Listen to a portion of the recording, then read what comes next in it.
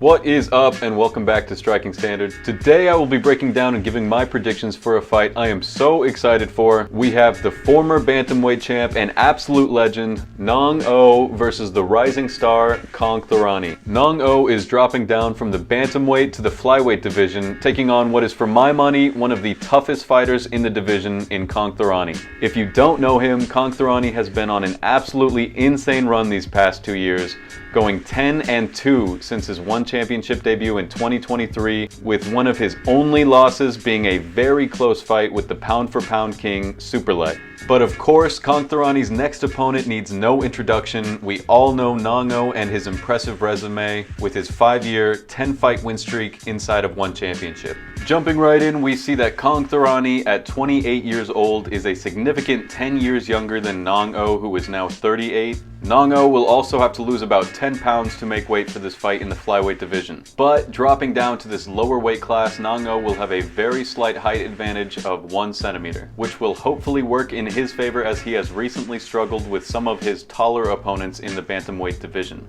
Putting the numbers aside, let's take a closer look at how these two match up stylistically, starting with Kongthoranee.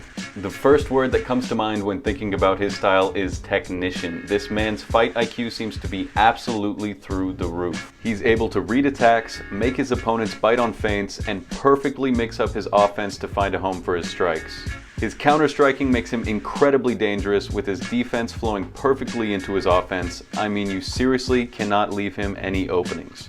Nong-O, on the other hand, brings a marauding, aggressive style, basing most of his offense around his incredibly powerful kicks. He relies on short boxing combos with those heavy kicks, always making his presence felt, picking key moments to pressure his opponents. But perhaps his greatest weapon is his ability to make great reads on how his opponent responds to each kick he throws and bury his next kick accordingly, mixing thudding high kicks with absolutely devastating low kicks. However, Nong-O has had a lot of trouble against his recent opponents. He is absolutely always dangerous, but he has shown significant problems dealing with opponents who have sharper boxing, which we saw throughout the fight with Cameron Nabati, as well as Haggerty, who was able to bait Nong-O to drop his guard with a body shot to land a clean hook to the chin, as well as opponents like Nico Carrillo, who was able to crowd him and not let Nong-O control the pressure the way he likes.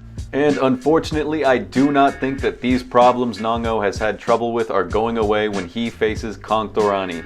Kongthoranee's incredible boxing with such slick head movement and counters mean that he has absolutely no problems letting his opponents walk forward into him, because he usually has a counter ready for them. I also think that Kongthoranee will have a slight speed advantage, already being used to fighting at this lighter weight class, which I believe will only give Nong-O more trouble.